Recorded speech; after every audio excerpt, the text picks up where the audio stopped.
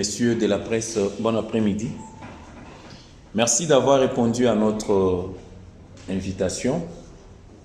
Nous avons, ou bien vous avez en présence de vous, Monsieur Edgar Moussenga Tchibangu, Son Excellence, Monsieur le ministre provincial aux infrastructures, et moi-même, que vous connaissez, le porte-parole du gouverneur et son attaché de presse de Son Excellence, Monsieur le gouverneur de province, Patrick Mathias Kabema Tchabiti.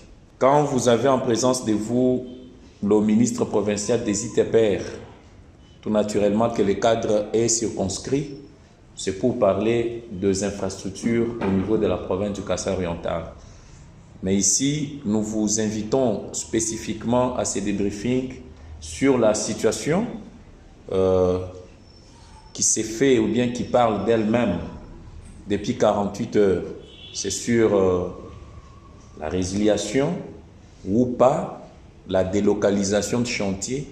Bref, c'est les dossiers sans crête au niveau de la province du Kasaï oriental. Il y a 72 heures, nous étions devant vous et avions apporté la lumière et la précision là-dessus. Nous vous avons dit en conclusion, contrairement à ce qui se raconte dans les réseaux sociaux, à travers les médias en ligne, les médias traditionnels, dans les journaux, l'anathème qui est jeté sur le gouverneur de la province du Kasaï oriental, ce n'est pas lui qui est le blocage ou bien qui bloque les travaux de la construction. Je ne parle pas de la modernisation, plutôt de la construction de la route nationale numéro 1, axe Mbujimaï, Kabe-Kamaou, Mbujimaï-Kana. Alors nous vous avons dit autant de réunions qui ont été tenues, qui avaient eu lieu là-dessus, le président de la République lui-même, il y a des services concernés, des acteurs impliqués dans les secteurs, tout ça, et au finish, à moins que l'on soit animé d'une mauvaise foi, pour ne pas croire à une vérité certaine. C'est au niveau national que ces décisions ont été prises. Alors, nous revenons là-dessus. Nous vous avons dit qu'il n'y a jamais eu de résiliation concrète. Quand on parle de la résiliation d'un contrat, c'est l'une des modalités pour mettre fin à un contrat. Il y a la résiliation, il y a la résolution, il y a aussi la révocation. Alors la résiliation qui est l'œuvre unilatérale de l'une des parties. Mais cela n'a jamais été le cas dans le chef du gouvernement congolais à travers le ministre d'État aux ITPR et même encore pas à travers le gouverneur de province. Nous avons lu, nous avons entendu, la clarté est là. C'est ainsi que il y a des fois, c'est Jean-Baptiste qui s'est toujours plaint, même si on lui accorde autant de temps. Cette séance de débriefing pourra prendre pas au-delà d'une période de civisme à l'école. Tout naturellement, vous connaissez que c'est 45 minutes. Vous avez une question à poser, vous avez les éclaircissements que vous cherchez. Le ministre, Son Excellence Edgar, est là pour vous répondre. Nous avons estimé que les questions d'ordre technique soient répondues par celui qui est fondé de ses pouvoirs, par celui qui est attitré. Excellence, vous êtes en présence de la presse locale et certains médias qui ont vocation nationale et aussi internationale. Ce sont les médias de renom. Ce ne sont pas tous qui sont ici, les autres empêchés, les autres représentés. Et on aura tout de même à relayer. Vous m'excusez même si je vous cite, mais vous allez vous présenter. Le premier à se jeter dans l'eau. Merci, monsieur le porte-parole. Vous êtes la parole. Je suis Arsène Kouma, promoteur de l'Union en ligne Tamboma. J'ai deux questions sur ce dossier. J'en ai plusieurs, mais parce qu'on a que 45 minutes, je vais me résumer en deux questions. La première question, c'est que nous avons suivi la communication d'attaché de presse du gouverneur qui indique que Sam Crête, qui exécutait ces travaux, a été délocalisé sur un autre chantier de plus de 200 km. Ma question, c'est le gouvernement provincial n'a-t-il pas été impliqué dans ce processus du début jusqu'à sa fin? Si c'est oui, quelle a été sa position par rapport aux travaux en cours ou qui devraient être arrêtés par Sancred? Parce que l'attaché de presse a donné l'impression que l'autorité provinciale n'est impliquée ni de loin ni de près, pourtant c'est les travaux qui s'exécutent quand même dans sa province. Vous, comme son technicien, avez-vous été impliqué à quel niveau pour que ces décisions soient prises afin que Sancred soit déchargé de la route nationale numéro 1? Ça, c'est la première question. La deuxième question, c'est que maintenant que Sancred n'est plus là, qui a été désigné pour le remplacer? Et cela va se passer comment? Parce que nous avons l'expérience de Tchélégelou, depuis que les Chinois sont partis, plusieurs mois aujourd'hui que les travaux sont à l'arrêt. Merci. Merci bien. En fait, ce n'est pas une série de questions-réponses. Nous avons préféré que cet échange soit comme ça. Excellence, vous avez 2 questions. Arsène Pounga, directeur général de Tambour Matin. Merci beaucoup. Oui. Je vous dis bonjour à tous. Très particulièrement, je remercie celui qui a commencé par la première question, Arsène Pounga. Quelle a été l'implication de la province dans le choix et dans le changement? Je dois vous dire que la province a aussi sa propre politique en matière d'infrastructure. Elle peut se faire sous forme de plaidoyer. Là où elle a la responsabilité, elle s'implique sur toutes les décisions. Là où les routes ne dépendent pas, par exemple les routes nationales, comme elles ne dépendent pas, elles ne sont pas sous tutelle directement de la province, là nous faisons le plaidoyer, nous faisons le suivi pour que l'opinion de la province soit entendue dans les décisions qui sont prises par ceux-là qui doivent le prendre, ça veut dire au niveau national, au niveau du gouvernement national. Donc, les routes provinciales, les routes de dessertes agricoles et même certaines routes nationales, la province peut faire des plaidoyers. Donc, quelle a été notre implication dans la décision qui a été prise? Quand les travaux se font en province, vous avez mentionné ça vous-même dans votre question, nous faisons le suivi de ces travaux pour savoir comment ça évolue, comment ça se passe. Et au besoin, si ça se passe bien, c'est bon, nous encadrons les entreprises qui sont là et nous donnons notre avis. Quand ça ne se passe pas bien, nous discutons avec les entreprises et si on sent toujours qu'il y a un blocage, nous reportons cette question à qui de droit. Ça veut dire nous remontons la question au gouvernement central à travers le ministère national des infrastructures et des travaux publics. Donc voilà à peu près notre implication, c'est dans les suivis des travaux qui sont en cours, qu'elles soient sur la nationale, parce que la province, elle est bénéficiaire. C'est à la province que la population s'adresse en premier. Le gouverneur est le représentant du chef, donc du chef de l'État. Donc c'est tout à fait naturel qu'il soit le premier répondant auprès de la population, parce que c'est à lui que les questions sont posées directement par la population. Donc, on fait le suivi de tous les travaux qui se font, même sur l'ARN. Le choix de Panyamou Tombo, il est venu, il fait partie, la route fait partie de routes que la province avait ciblées comme étant une des routes qu'il fallait ouvrir pour désenclaver la province du Kassai-Oriental, parce que de Panyamou Tombo, la rivière Sankourou est navigable toute l'année jusqu'à Kinshasa. Donc on peut recevoir beaucoup de marchandises aussi pour ne pas tout le temps dépendre. Nous-mêmes, la province, dans le plaidoyer que nous faisons sur d'autres financements, on avait déjà aligné cette route. Donc ça fait partie des plaidoyers que nous faisons. Nous toquons à différentes portes, chez différents bailleurs, pour que cette route trouve des acteurs capables de le faire. Et même à ce sujet, nous avons même voulu demander des études anticipatives pour que si nous tombons sur un acteur, que cela ne fasse pas perdre du temps à la province, qu'il trouve déjà que les études, non fût-ce que sur une petite partie de la route, sont déjà faites et disponibles et validées.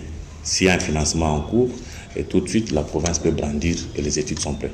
Donc, Voilà, pour nous, cette route, elle figurait déjà dans le plan de la province, elle figurait déjà dans la vision de route que son Excellence Patrick Mathias Kabia-Mathias Abidji, gouverneur de province, dès l'entrée en fonction, avait déjà choisi ça comme un axe prioritaire. Maintenant qu'il y avait une opportunité, le pouvoir central a délocalisé sur cette autre route. Ce qui nous arrange, nous, c'est qu'elle figurait déjà parmi les routes que nous avons choisies aussi comme prioritaires. Vous avez la deuxième question. Qui remplacera Crête 7, pas Crête, plutôt Sam Crête sur les tronçons, là, Mbujimaï et Kabekamo? Bon, je crois que dans la lettre du ministre d'État en charge des infrastructures et travaux publics, son Excellence M. Alexis Bissao, s'adressant au FPI, je crois que sa lettre est un peu plus claire. Donc, devant les difficultés des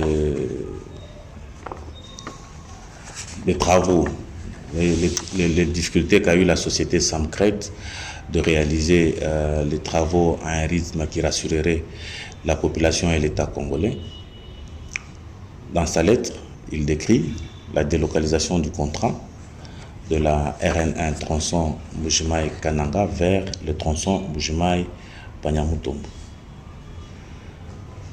La même lettre précise que de Mbujimaï à Kabea-Kamanga, ça veut dire 45 km, seront faits sous un partenariat public-privé qu'il est en train de mettre en place au niveau national. Ça veut dire quoi? Ça veut dire un partenaire qui viendrait avec suffisamment ses propres moyens pour démarrer la route selon les standards qui lui seront fixés par le ministre national jusqu'à Kabea-Kamanga. De Kabea-Kamanga au lac Mukamba, continuer jusqu'à Kananga, c'est la Banque africaine de développement qui, au moment où nous vous parlons, avait déjà fait une présélection d'entreprise. Donc il y a toute une procédure de passation de marché qui est en cours. Ils avaient dit que plus tard, juillet ou août, ils vont boucler la procédure de passation de marché et l'entrepreneur qui sera désigné aura 1 mois, maximum 2 mois pour se déployer et reprendre les chantiers immédiatement. Ça, c'est de Kabea-Kamanga jusqu'à Kananga. Donc, qui va remplacer Samcret? Je vous l'ai dit, ce sera celui qui sera désigné sous financement de la BAD. Et le premier tronçon, il y aura un partenaire qui va s'entendre avec le gouvernement. Mais un PPP veut dire un partenaire qui a ses propres ressources et qui est capable d'exécuter le marché. Bien, merci. Arsène, je crois que ça a été clair comme réponse. Pas la première question. Pas la première question. La première question va faire encore quelque chose. Il peut insister. Je crois que M. le ministre n'a pas très bien saisi. Vous avez posé à son excellence, monsieur le ministre. La province est intervenue dans la décision de la délocalisation du contrat. Il vous a... Dans l'exécution des travaux. Oui. Ma question, c'est autrement, est-ce que c'est la province qui a influencé suggéré que Samcret parte parce que les travaux n'avancent pas? Non, quel a été votre avis comme gestionnaire de l'entité? Je crois que j'ai répondu que nous avons je crois que j'ai répondu que nous avons la responsabilité de faire les suivis de tous les travaux qui sont en province.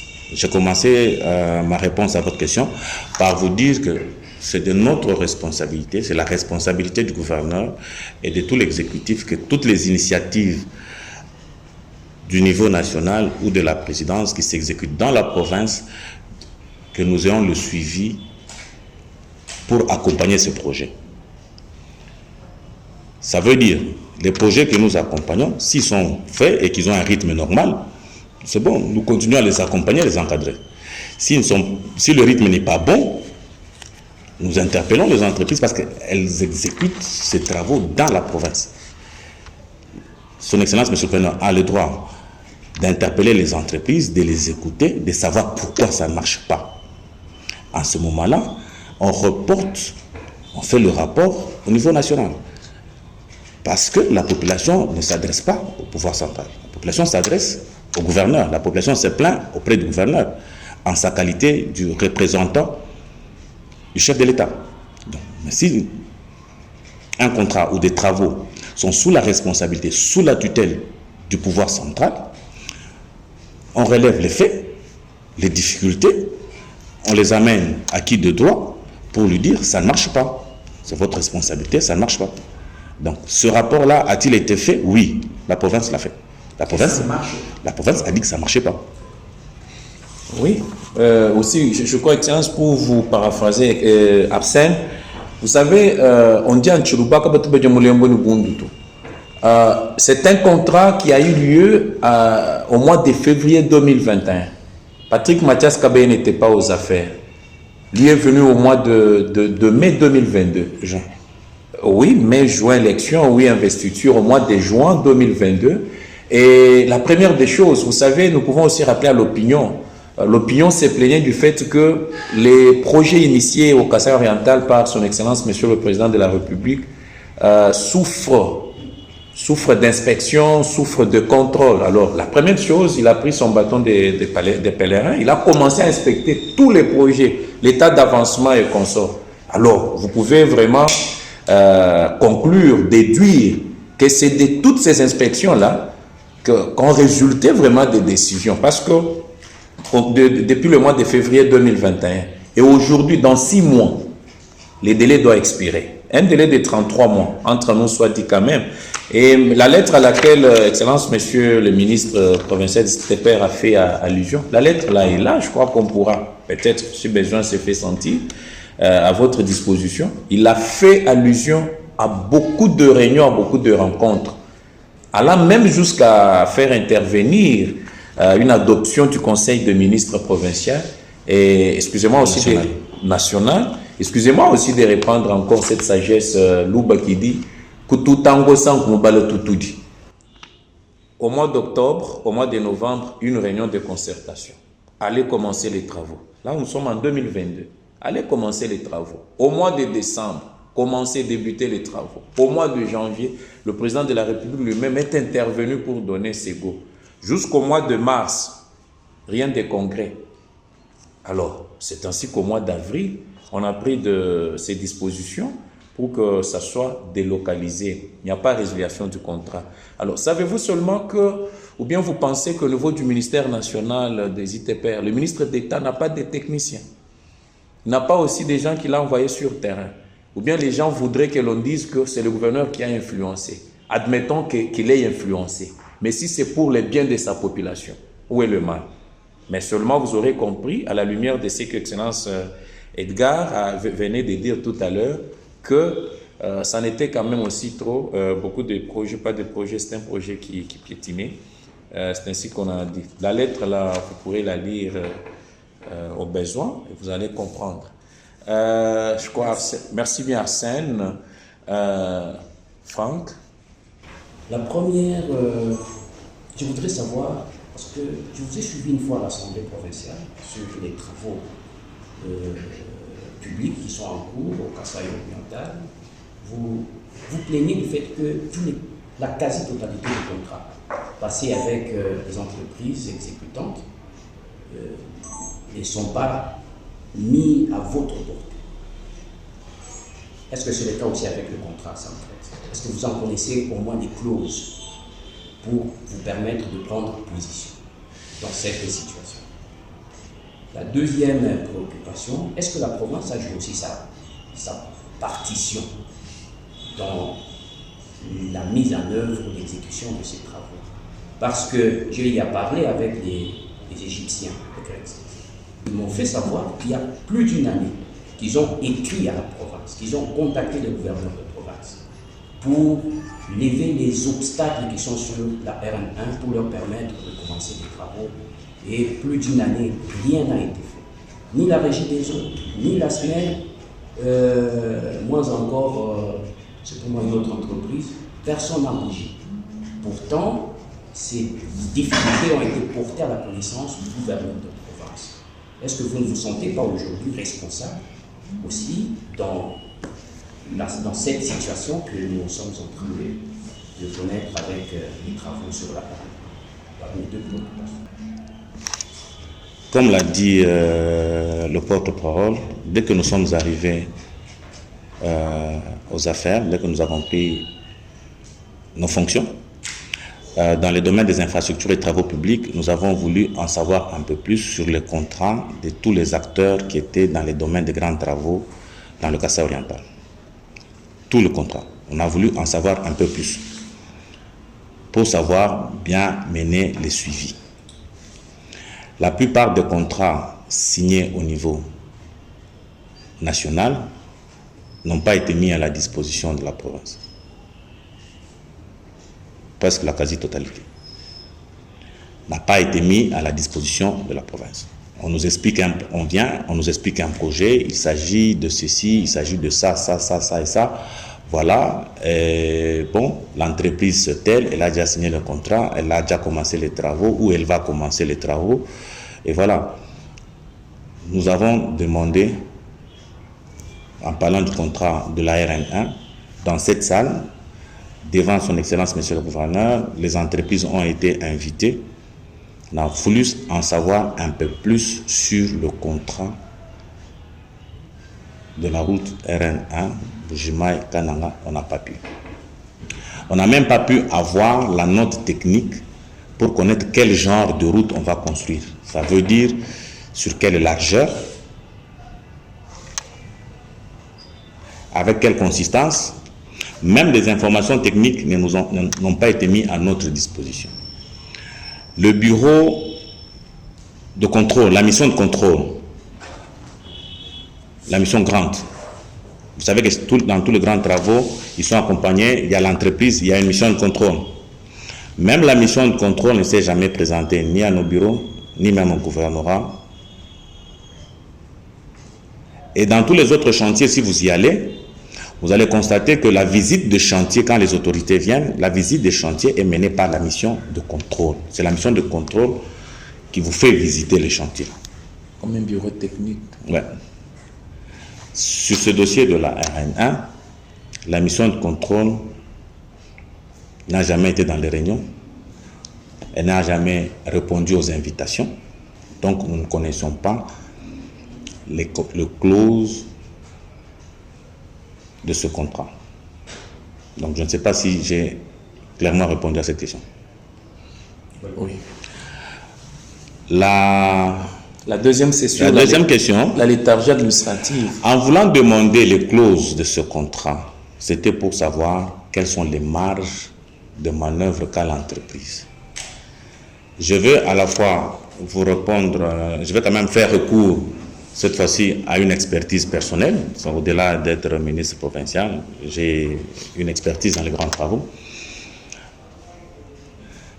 Beaucoup de contrats de grands travaux, beaucoup de contrats de route, c'est la responsabilité de l'entreprise de contracter ou de contacter avec les gestionnaires de l'eau, les gestionnaires de l'électricité, des fibres optiques et de tout autre obstacle sur la route et d'y pallier. C'est pour ça, dans tous les contrats, il y a ce qu'on appelle les impacts environnementaux et sociaux.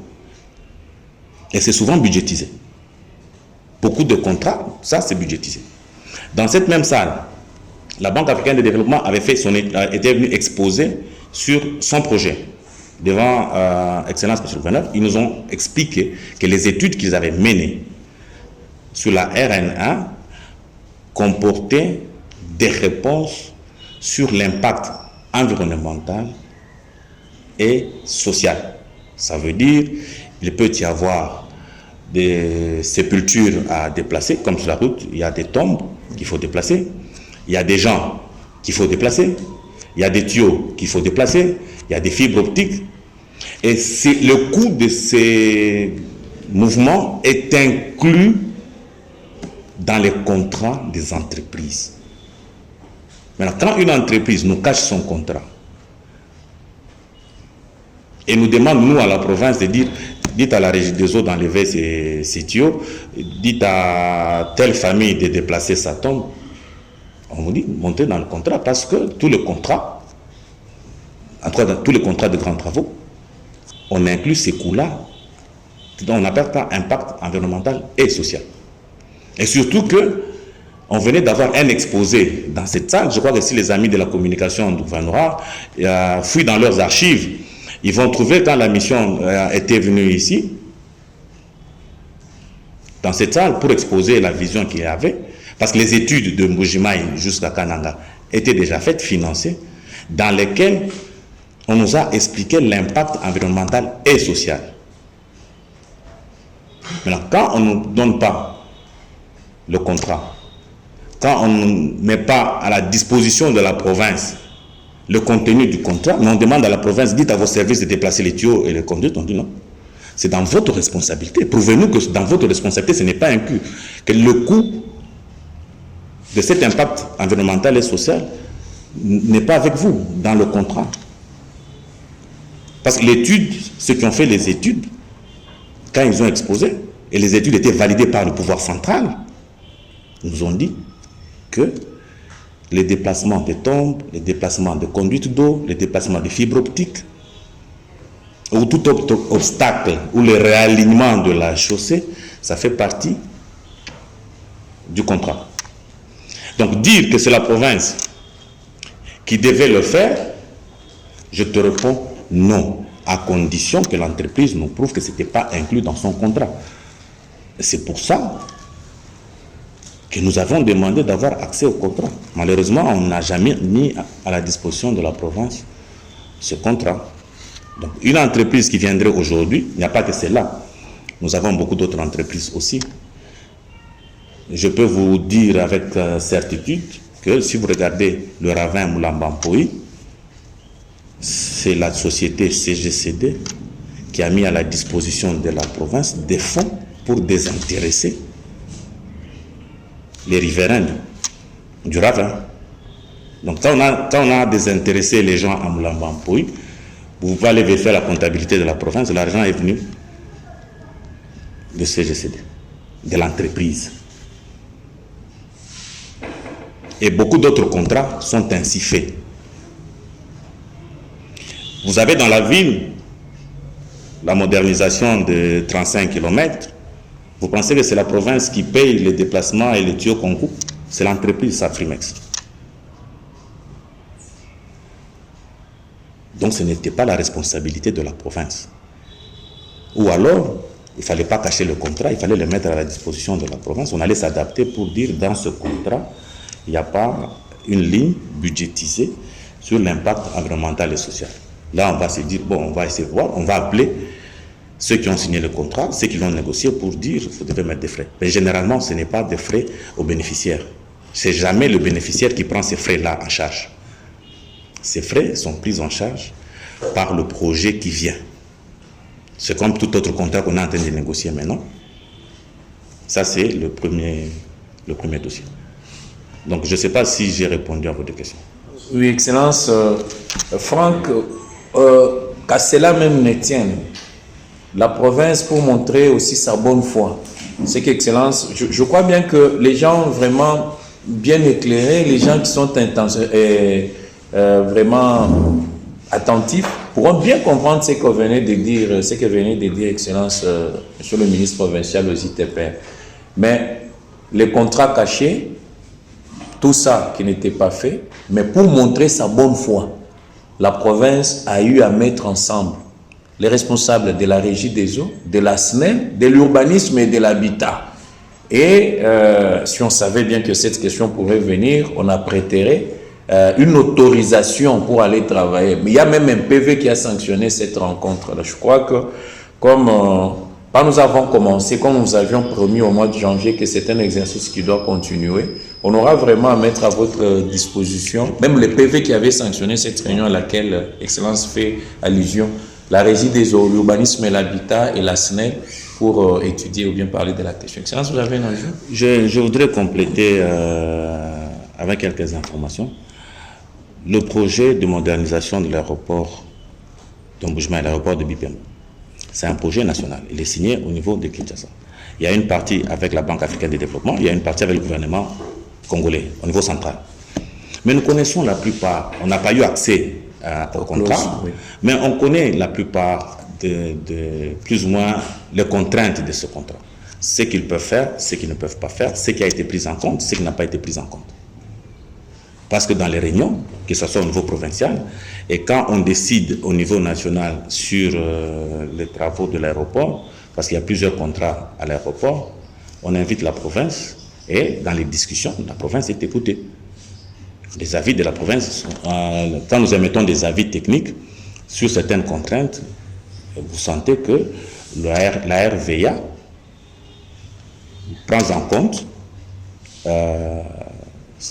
les avis de la province. Ils peuvent être des avis techniques, des services techniques de la province, et ils essaient d'inclure et de réajuster le projet parce qu'il y a une communication qui est facile. Donc, mais qu'à cela ne tienne, je viens appuyer qu'au-delà de cette opacité qui a caractérisé quand même ce projet et ce contrat, la province a essayé. Les Azurep ont été mis en contribution, la Régie des eaux a été mise en contribution, sur leurs fonds propres, alors que vous pouvez même être surpris que c'est budgétisé chez le contractant. Mais on a essayé de faire, d'accompagner pour qu'on ne dise pas que c'est la province qui n'a pas voulu, c'est la province qui n'a pas accompagné le projet, parce que nous accompagnons tous les projets. Tous les projets, pour nous, ce qui nous intéresse, on est des bénéficiaires, nous accompagnons le projet, c'est un devoir de les accompagner.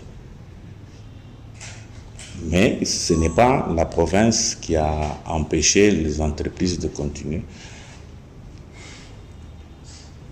Merci, Excellence. Je crois, Jean-Marcel. Merci. Jean-Marcel Kabouda, HRP Mojima. Vous ne pouvez pas compter qu'on est encore en retard par le fait que Sambret, aujourd'hui, sur base de votre décision, votre proposition, est obligé de travailler dans l'axe Mojima Kongo pendant qu'il était déjà sur les pistes du début des travaux où il était déjà en plein travaux sur l'axe Mojima Kongo. Et aujourd'hui, il est délocalisé pour travailler l'axe Mojima Kongo. Ici, on lui reproche le retard. Et trouvez-vous que l'axe Mojima Kongo, il va bien travailler dans les délais conventionnels? Ne payez pas un retard comme nous le connaissons avec l'histoire des G7. Merci beaucoup. C'est M. Marcel? Oui, Jean-Marcel quand même. Bon, je corrige d'abord dans l'introduction de ta question. Nous n'avons pas suggéré la délocalisation. Nous avons dénoncé que ça n'avançait pas. Nous avons dénoncé qu'il y avait beaucoup d'opacité et ça n'avançait pas du tout. Je dois vous rappeler, nous avons trouvé ce contrat. Quand nous sommes entrés en fonction officiellement au 1er juillet, le contrat avait déjà 17 mois. Entre 15 et 16 mois, je crois. Quand on entrait en fonction, le contrat avait déjà 15 ou 16 mois au 1er juillet. Donc ce n'est pas nous qui avons demandé la délocalisation. Quand le chef de l'État est passé par ici à Makutano, on était déjà à Makutano, c'était au mois d'octobre, je dois vous rappeler, on était déjà au 18e mois. Donc ce n'est pas la province, c'est le chef d'État qui est venu et qui a constaté. Et c'est la décision qu'il avait prise. De cette décision, une commission s'est mise en place. On est d'accord? Donc, dans ton introduction, il faut corriger pour dire que c'est la province qui a... Non, ce n'est pas la province, c'est le constat. Et le constat a été fait par le chef de l'État lui-même, quand il est venu lors de Makutano. Le constat a été fait par le MINETA, le ministre d'État, parce qu'il était ici à Makutano. Vous vous rappelez, le ministre d'État était venu. Même avec le Premier ministre. Le Premier ministre aussi est arrivé. On a fait le même constat. Ce n'est pas la province. Il y avait une évidence que ça ne marchait pas. Et vous-même, les journalistes, vous accusiez la province, vous accusiez le gouverneur qu'il ne fait pas suffisamment de suivi, il ne dénonce pas pourquoi est-ce que les choses ne marchent pas. Et quand on dénonce, vous dites que non, pourquoi est-ce que vous avez dénoncé? Notre devoir, donc, s'est limité à dénoncer en disant que ça ne marche pas. On a tiré des sonnettes d'alarme, ça ne marche pas, ça ne marche pas, ça ne marche pas. On a pris des images. Quand le chef d'État est revenu ici au mois de décembre, il devait faire Mupompa pour inaugurer le centre intercommunautaire. Lui-même a constaté, sa délégation aussi a constaté, ils ont mis la pression sur la province. Pourquoi est-ce que vous ne faites même pas quelque chose? Même si l'entreprise là, c'est un canard boiteux, mais pourquoi est-ce que vous ne faites pas quelque chose? Et si on avait mis, d'abord on n'avait pas assez de moyens, et si on avait mis, qu'on avait mis beaucoup d'argent, alors l'argent de l'entreprise allait servir à quoi? On a fait quand même le strict minimum. On a dû doter l'office de route d'un peu de moyens de la province, ne fût-ce que pour rendre la route praticable, un tout petit peu praticable, permettant ne fût-ce que votre délégation avait plus de 80 véhicules. Je crois que vous étiez bel et bien dans cette ville. Donc, corriger l'introduction de votre question, ce n'est pas la province. Est-ce que la province a dénoncé? Oui, la province a dénoncé.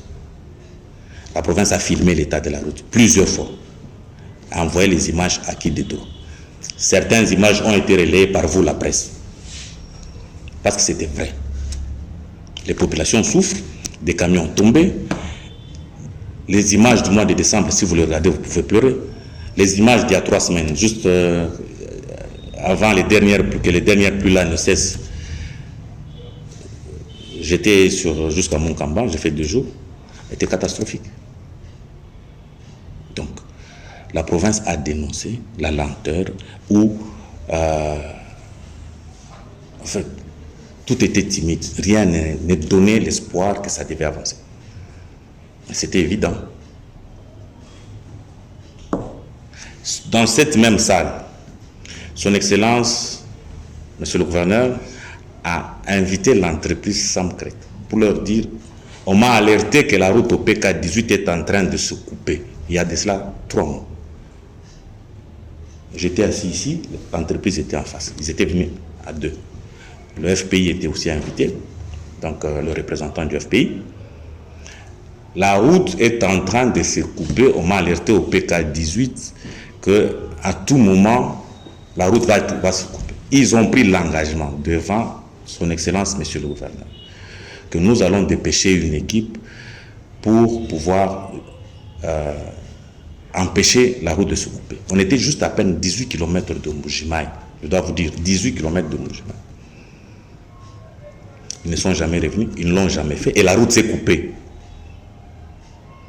Et vous avez vu le gouverneur, il y a 10 jours, partir constater que la route s'était coupée. Il nous a instruit de prendre un peu de moyens de la province pour établir. Et cet après-midi, il est allé constater si son instruction, les ordres qu'il avait donnés, et que les travaux ont été faits. Et c'est comme ça que ça a été rétabli. Mais on appelle ça un double emploi de fonds. On n'ajoute pas de l'argent sur un contrat qui existe. C'est un double emploi de fonds, parce que ça reste des fonds publics. L'argent que la province a mis et l'argent que le gouvernement a mis sous le contractant, c'est un double emploi de fonds. Donc, ça, c'était pour corriger votre introduction. Maintenant, pour dire, en les délocalisant, je crois que la lettre du ministre d'État est très claire là-dessus. Il instruit dans sa lettre la cellule d'infrastructure, qui est aussi, c'est tout un service. Ça, on peut lire, c'est pas grave. Oui. Le ministre ayant les infrastructures publiques dans ses attributions, étant maître d'ouvrage de toute infrastructure publique en RDC, y compris les routes nationales et provinciales, je vous demande de respecter la ventilation de travaux routiers tels que faite ci-dessus et de prendre les dispositions idoines pour une révision du protocole d'accord, entre parenthèses, contrat signé avec l'entreprise Samcret. Cette action permettra de préserver la participation de Samcret en redirigeant ses ressources sur la partie allant de Mbujimaï à Mpanyamoutombo, conformément à l'issue de la réunion susmentionnée. C'est la réunion du 30 mars 2023 qui a été initiée par le président de la République lui-même à Kinshasa. Donc, je crois que le dernier paragraphe de la lettre est très clair. Ça veut dire que l'entreprise Enfin, la lettre était adressée au FPI parce que c'est le FPI qui a signé le contrat avec Samcret. Il faut voir avec la cellule infrastructure les modalités pratiques de délocalisation. Maintenant, vous dites quelque chose semble commencer. Vous êtes un intellectuel, vous signez un contrat de 33 mois. On est à 27 mois, il reste 5 mois. Qu'est-ce qui va se faire en 5 mois? Oui, 6 mois pratiquement. Qui n'a pas été fait en 27 mois. 27 mois, je dois vous rappeler, c'est plus de 2 ans. C'est 2 ans et 3 mois. Et nous entrons après-demain dans le mois de juin. Et les saisons de pluie reprennent vers la mi-août. On a un petit sursis de 3 mois. Sur l'autre axe, la cellule infrastructure, qui a reçu les instructions du ministre d'État, va trouver des moyens à ce qu'ils aillent là-bas. Pourquoi? La route Mbujimayi-Kananga est très sensible. C'est la nationale numéro 1. Elle joint Mbujimayi et Kananga et elle est une route d'une importance capitale. Ça veut dire les tergiversations, les hésitations, les timidités ne sont pas autorisées. Alors, les ressources qu'ils ont, qu'ils mettent sur Mbujimayi-Panyamutombo, qui est aussi une route très importante, même pour nous, la province, nous avons beaucoup plaidé pour cette route. Ils peuvent faire quelque chose sur cette route, mais sur la RN1, pour des raisons économiques, pour des raisons de survie, il faut des acteurs qui sont capables de commencer avec une certaine rigueur et une volonté de bien faire. Les autres détails, c'est la cellule d'infrastructure. À Kinshasa, il y a une cellule qu'on appelle la cellule infrastructure. Qui est chargée par le ministre. Qui, par cette lettre, est chargée de coordonner comment ça va se faire et à quelle vitesse ça va se faire. Voilà à peu près ce que je peux répondre. Et une question que l'on peut se poser, celle de savoir à qui ont profité toutes ces tergiversations. Oui, mon frère.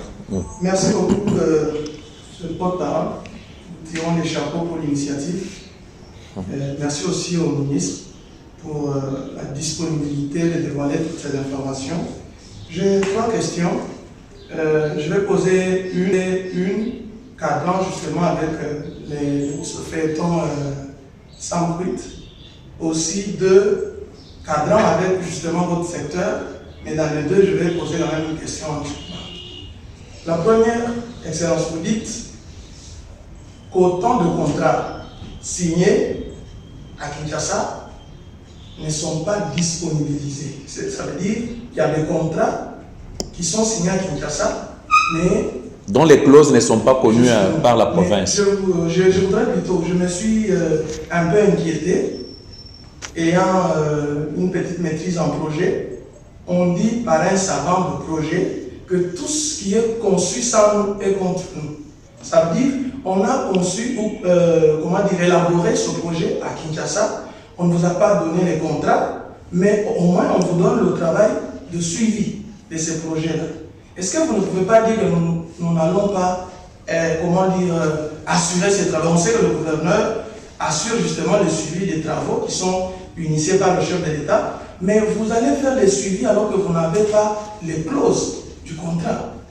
Donc, est-ce que vous ne pouvez pas seulement avoir le courage à chaque moment? Par exemple, quand il y a une conférence du gouverneur, le gouverneur peut évoquer cette question-là pour dire que nous, province, nous sommes masqués. Quand il y a de contrats, on n'est pas informé de ces contrats-là parce que vous n'allez pas faire les suivis tant que vous n'avez pas des informations issues du contrat. Ça, c'est la première question dans ce dossier-là. Maintenant, j'en viens un peu à cette question de l'OVDA. Parce que c'est votre secteur. Il y a maintenant plus de 5 mois que les travaux de desserte agricole sont aux arrêts, à travers la province, bien entendu, dans tous les territoires. C'est avec toutes les conséquences qui s'en suivent. L'OVDA a autant de partenaires, mais parmi lesquels le gouvernement provincial. Est-ce que vous pouvez quand même nous dire ce que vous comptez faire pour ne fût-ce que financer quand même l'entretien de routes et de certes agricoles. Parce que vous savez plus que moi, la longévité d'une route est aussi fonction de l'entretien. Alors, dès lors qu'il n'y a pas d'entretien, 5 mois sans travaux, le PCA du FONAI est venu ici et il a dit qu'il était mécontent du travail alors qu'il y a 5 mois, on n'assure pas l'entretien permanent de routes et de secteurs agricoles. La dernière question à Tchouba. Maintenant, notre machin à gouverneur, Wambeni, Dini, Dijinga, Yakwasa, Ani, Kwenze, Bisabi, Musamwe, Sacha Bayan, Jassims, Genzo and Shalom, Bisabi, Abantu, and Washington for Tom. Kachawa, Common Loben, Bawaya, Bajuka, to Baby, Bawa, and Tony Mobile, Minister Interior, Babila, whom the Keruan we were, Bamba, told you to be a message. Caricature did have a million was Tony Bingo, Colonel Bank to addition. Before going to water, Nimakutamina, Abazini Salo, et Mona Bungai. Voilà un peu mes 3 questions. Nous menons ce plaidoyer pour avoir accès au contenu de certains contrats. Quelques-uns ont été mis à notre disposition. Il y a des contrats, finalement, nous connaissons le contenu, on les a vus. D'autres pas encore. Mais ça ne nous empêche pas, en fait. Tant que les travaux se font sur la ville, tant qu'on a une responsabilité envers la population, tant que quand on fait des travaux ici, le pouvoir central, le président de la République, chef d'État, il s'est dit, il y a un gouverneur et tout son gouvernement provincial pour assurer le suivi. C'est aussi un devoir de le faire. Le contenu, nous pouvons, n'est pas un obstacle, mais nous pouvons y faire recours pour en savoir un peu plus sur la responsabilité de l'entreprise. Parce que les entrepreneurs, c'est des commerçants en fait. Là où il peut gagner, il peut faire semblant, alors que celui qui doit prendre en charge telle ou telle dépense, s'il constate qu'en face vous êtes distrait, il se tait, vous dépensez à sa place. Je ne sais pas si vous comprenez. C'est pour ça que nous pouvons faire recours. Mais cela ne peut pas nous empêcher de faire le suivi, d'accompagner le contrat. Vous avez vu, il y a 3 semaines, je crois, j'ai fait la route Mboujima et Moneditou, j'ai même passé la nuit à Moneditou. Je suis allé avec quelques membres de la communication. Et ça a été lancé sur la page de la province. C'était pour faire le suivi des travaux que le Mineta, au mois de janvier, le 3 janvier, avait lancé à partir de Benabilonda. Je ne sais pas si certains d'entre vous étaient là. À l'occasion, le gouverneur étant empêché parce que le chef de l'État était sur place, je l'ai représenté dans le lancement des travaux. C'est la RN1 aussi, mais je fais le suivi. Les travaux étaient aux arrêts, et je suis allé faire le suivi, rencontrer l'entreprise, pourquoi vous avez arrêté. C'est à ce moment-là que l'entreprise va m'expliquer ses difficultés. Voilà, on a commencé, voilà ce que nous avons déjà fait, nous avons arrêté pour telle raison. Je retourne, je fais rapport au gouverneur, et lui aussi remonte à qui de droit. Je ne sais pas si vous comprenez. Donc, le contrat, des fois nous voulons en savoir plus pour arbitrer certains conflits que ce contrat-là peut générer. Il y a eu des conflits aussi. Et certains contrats ont généré. Là, nous allons demander. Il y a des contrats qui sont mis à notre disposition, mais ça ne nous soustrait pas de notre obligation, de notre devoir d'aller sur le terrain, d'accompagner l'entreprise, de faire le suivi, d'aller pour savoir c'est quoi leur problème. Il y en a qui avaient acheté des équipements qui traînaient à Lumbashi. Nous avons un cadre de concertation avec la SNCC pour lui dire, voilà, nous avons des lettres de transport de telle entreprise, c'est bloqué au niveau de Lumbashi, prière y accorder priorité. Et il y a beaucoup d'engins qui sont arrivés en Mboujima, des bitumes qui sont arrivés, du ciment qui est entré en Mboujima sur l'intervention de la province auprès de la SNCC. Donc nous accompagnons les entreprises dans leurs difficultés. Si une entreprise aujourd'hui dit, j'ai du bitume bloqué à tel endroit ou à Lubumbashi, la SNCC ne s'expédie pas, voilà, j'ai déjà payé, voilà la lettre de transport, voilà mes preuves. Soyez sûrs qu'à l'instant où nous avons un cadre spécifique où nous intervenons et beaucoup de marchandises, beaucoup des engins, du ciment, du goudron, des fers à béton arrivent sur l'intervention de la province. Donc, ça montre le suivi que nous faisons pour que les travaux avancent. Ça, c'est, je crois que j'ai répondu à votre question. La deuxième, quel est l'appui de la province à l'OVDA pour l'entretien de routes des dessertes agricoles? Je commence par préciser que les routes des dessertes agricoles ne relèvent pas des infrastructures et travaux publics. Ils relèvent du développement rural. Ça veut dire... je peux avoir des éléments de réponse, mais votre collègue de l'agriculture, je préfère que ça soit, je ne veux pas usurper les fonctions de quelqu'un d'autre. Les routes de desserte agricole relèvent du développement rural et non pas de mon portefeuille. Merci. La troisième question sur la construction de 2 marchés. Où en est-on? Parce que vous pouvez savoir,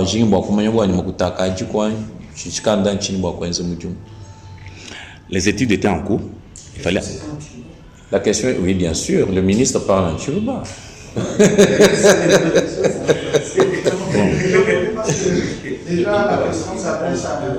Ah oui, bon, le ministre doit parler. Papa doit parler, il peut parler en Chiluba.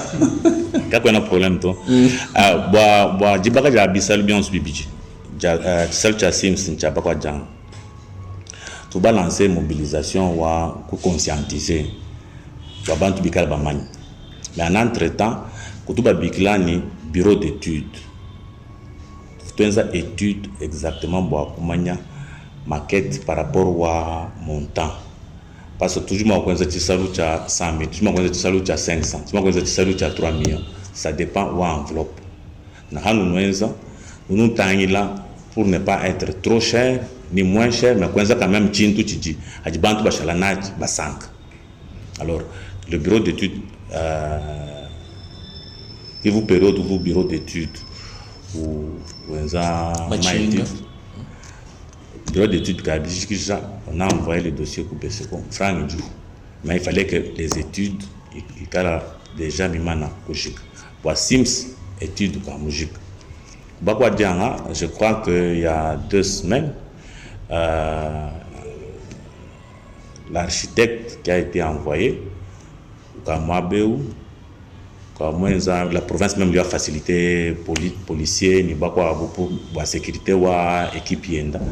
Mienda mubakwa djanga muti binjilani rapport wenda évaluation wenda Ajika à l'EJA province. Si on approuve, maintenant après on peut demander à l'entreprise à signer contrat à travers procédure ou BCECO, parce que Frangania province, mais tu vas déléguer. Je crois que vous avez suivi le protocole que le gouverneur avait signé avec BCECO dans le cadre de la gestion des crédits d'investissement transférés aux provinces. BCECO qui organe pour gérer ces fonds. Maintenant, il faut un peu ils avaient un petit retard par rapport à Sims. Sims, ma étude a déjà très avancée. Mais il y a un rapport à Oujika. Nous, province, doit prouver que ça correspond plus au niveau où tu dis peut-être par rapport aux moyens. Ok, c'est bon, ça répond. Comment a besoin à province, alors en ce moment-là, tête province, tout le monde, puis on Twitter, puis plan, puis architecte moins ça, puis tout le monde BCECO, à Bangamoudim.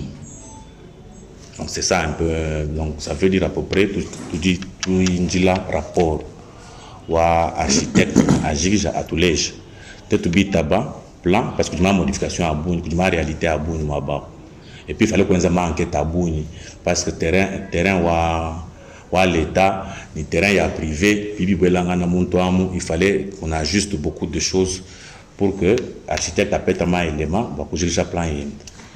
On est au bureau d'architecte, vous pouvez aller pour entendre BCECO, pour les architectes, ou du moins le concours. Parce qu'il y a tout le monde qui vous un délai estimatif. Si tu le ministre, il y a des études de on peut maintenant. Dans Dans 2 mois, on peut lancer. L'étude d'Arrêta, il est déjà prélimitée dans le temps. Oui, les études. Non, parce que tu sais, tu as pas étude, mi-bang avec un petit retard. Mi-bang, je crois, il y a 2 semaines. Hein, architecte, ça a pris beaucoup de temps pour me recruter, à répondre à mes critères, parce que c'est aussi toute une procédure pour faire tout marché.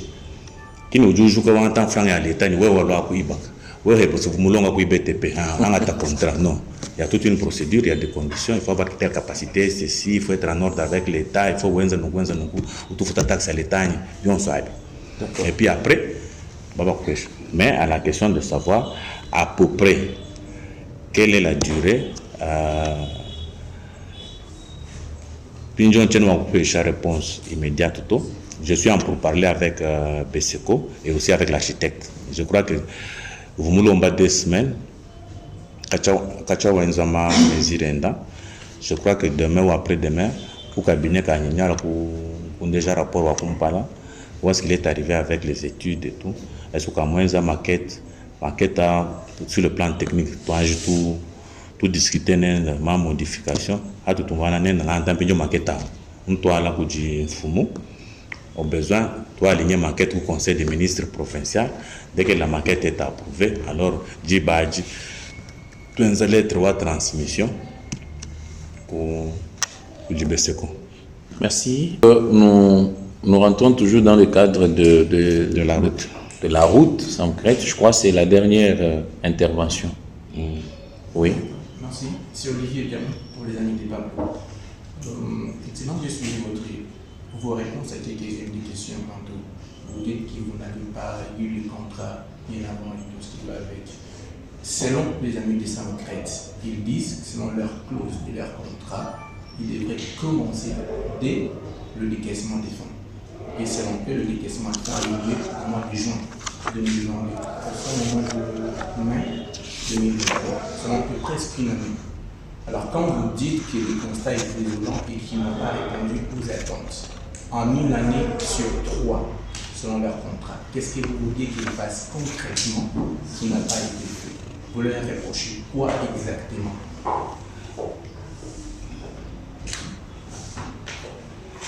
Les amis de Saint-Crête qui vous ont informé, ils vous ont dit que vous avez reçu combien?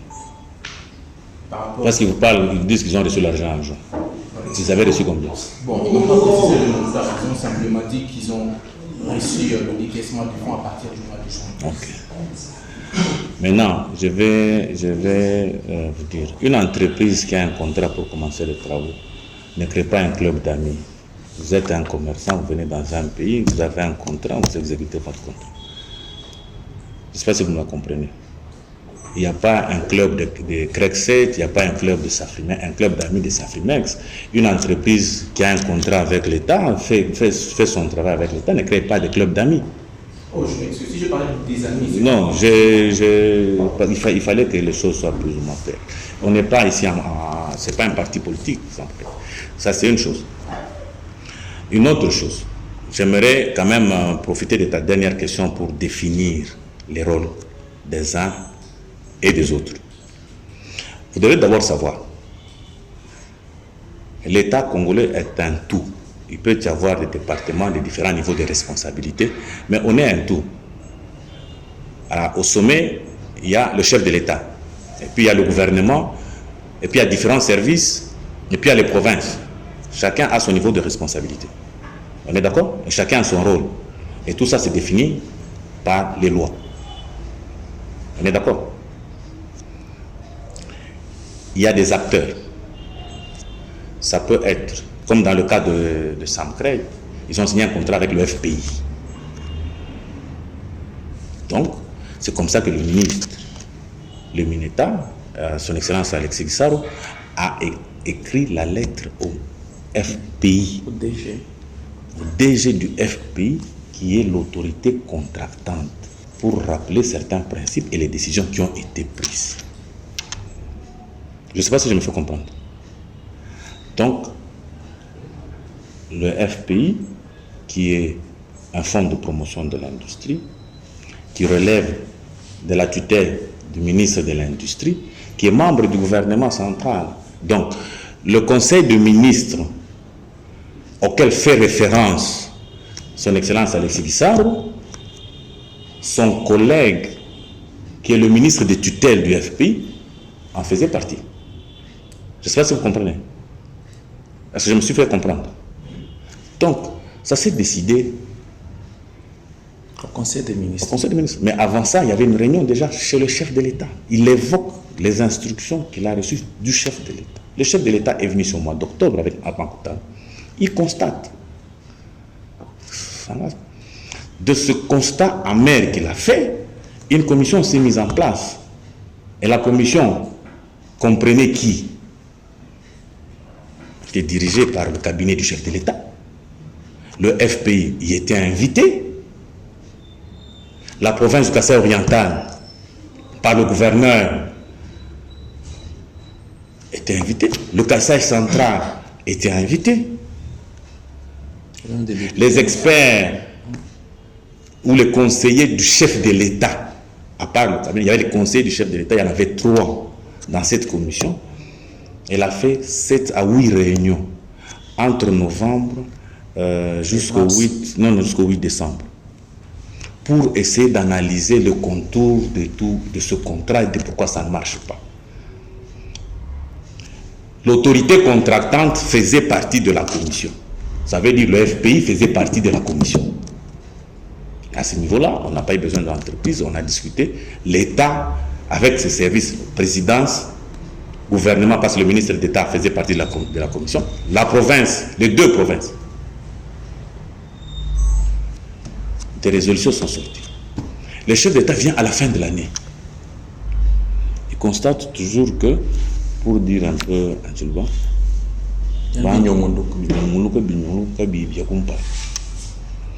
ici même en Mbujimaï, dans sa résidence, il fait une réunion à laquelle prend part le gouverneur Patrick Mathias Kabea Machabidji, gouverneur du Kasaï oriental.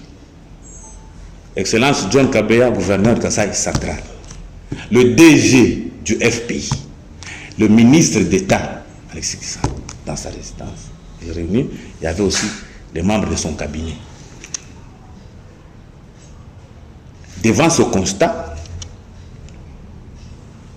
il donne 30 jours. Si je ne vois pas clair dans 30 jours,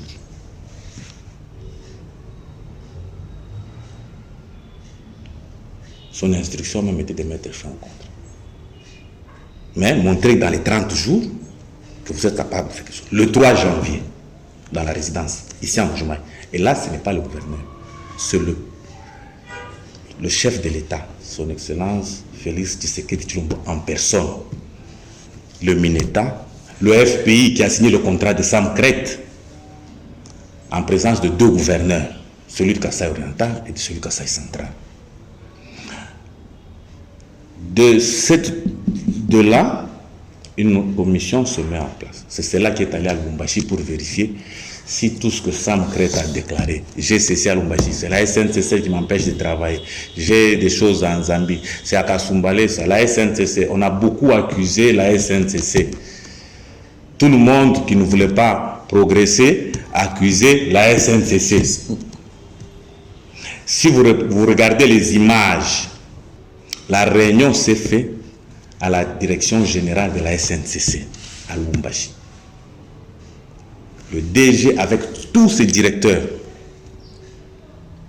les 2 gouverneurs, je dois vous rappeler de ces images.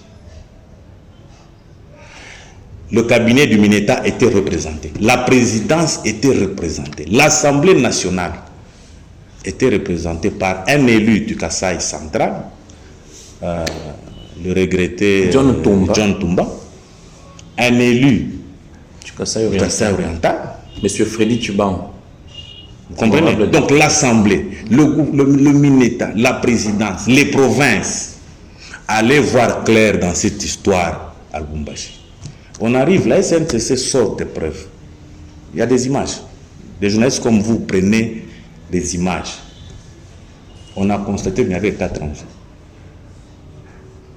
Et je me rappelle, un compacteur, une niveleuse, une pelle chargeuse, une excavatrice. C'est tout ce qu'il y avait. Rien de plus. On a fait le tour, Les 30 jours sont passés. Sans oublier tout ce qu'on est en train de faire. Le chef a ses services. Le chef est au courant. Je parle du président de la République. Ça veut dire l'ultimatum qu'il avait donné s'arrêtait quand? On était le 3, s'arrêtait au 3 février normalement. Mais là encore laissé, pour que les gens n'aient pas de prétexte. C'est comme ça. Il convoque une réunion, il appelle le militant, il lui dit, en tout cas, trop c'est trop, voilà mon instruction. Le militant reçoit les instructions, il aligne ça dans les discussions du Conseil des ministres, à l'issue desquelles il écrit sa lettre pour exécuter les instructions. Voilà. Vous me posez, moi, ministre provincial, qu'est-ce que moi je reproche à Sam Crête? Je t'ai montré la chronologie des choses. Ce n'est pas la province, nous avons dénoncé. Mais le président a ses services parce qu'il est venu ici au mois d'octobre. Il est venu ici au mois de décembre. Il a convoqué une réunion ici, dans sa résidence, sûre. Maintenant, qui reproche à Sam Crête? Je vous repose la question. Qui reproche à Sam Crête ce qu'il devait faire et ce qu'il n'a pas fait?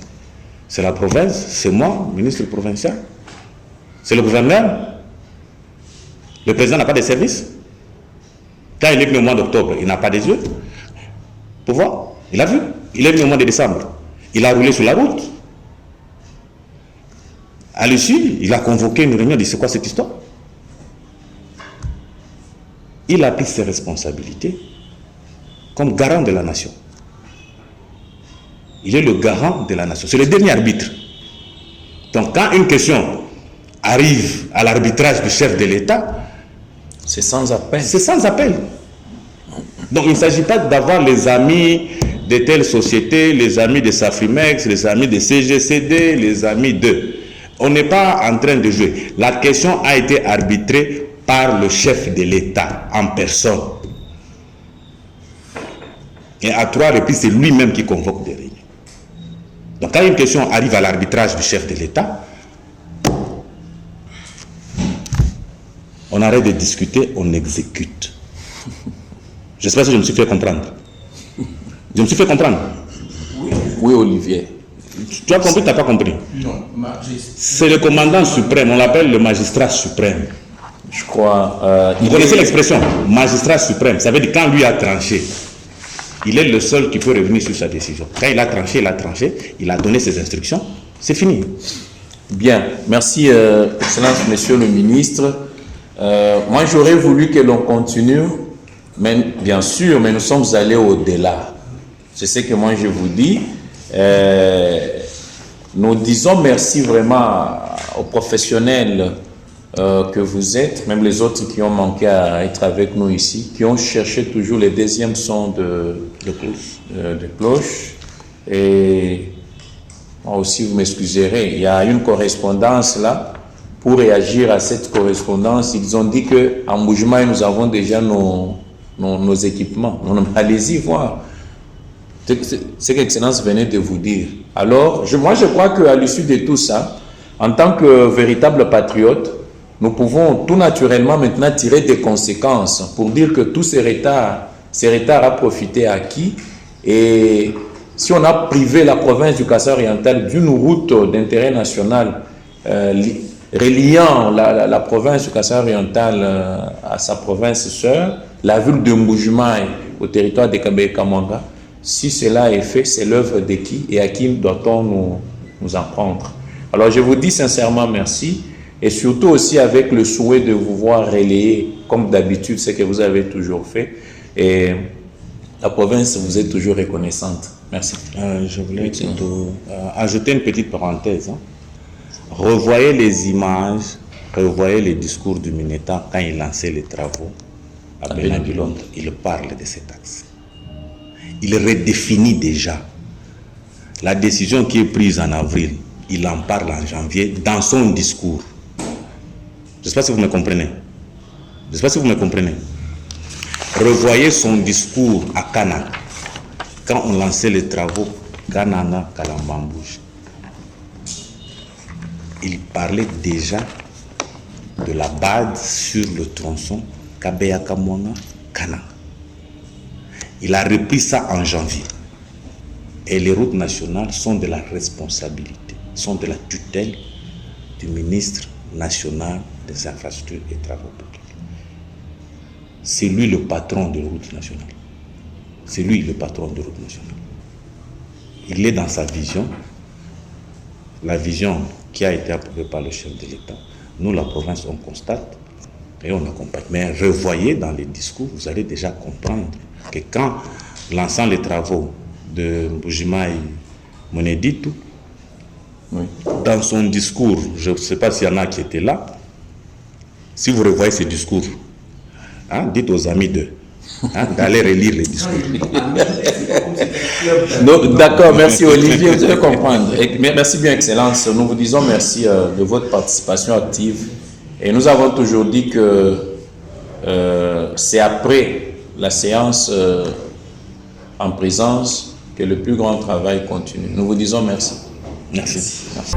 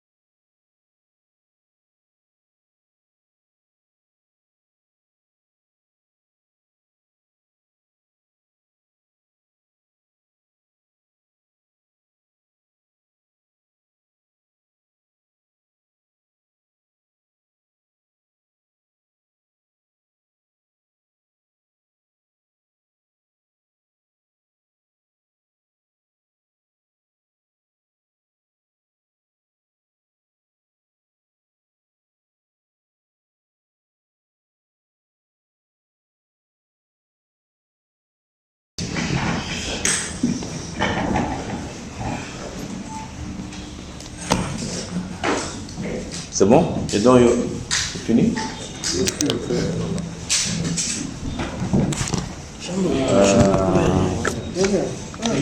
Merci. Merci, Excellence. Ouais. Ça. Ça. Moi, la presse.